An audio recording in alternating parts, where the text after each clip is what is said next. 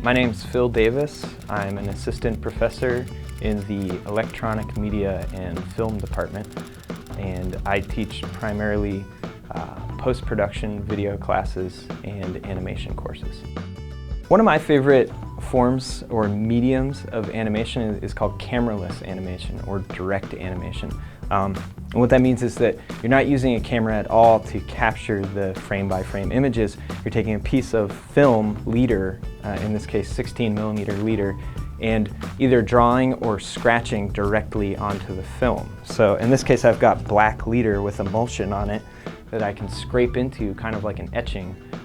But I have all the frames laid out for me in a vertical format so that I can basically make frame-by-frame marks, or I can make markings all along the film itself.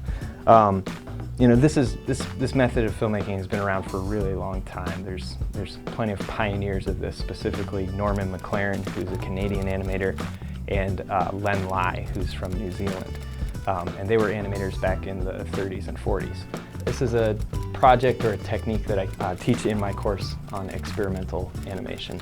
And I think it's really great because you get back to that physical nature of making something rather than staying strictly in a computer or only doing digital work.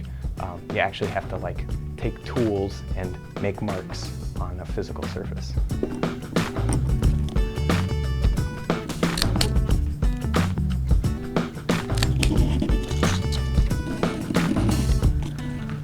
I have a film loop that I can feed through a projector.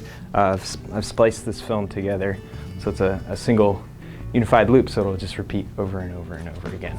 I think one of the most interesting things about this type of animation is that it really allows you to experiment and explore texture, which is something that's usually not associated with animation. Usually we think of characters or, you know, gags and humor, but this method is kind of more closely aligned with fine art.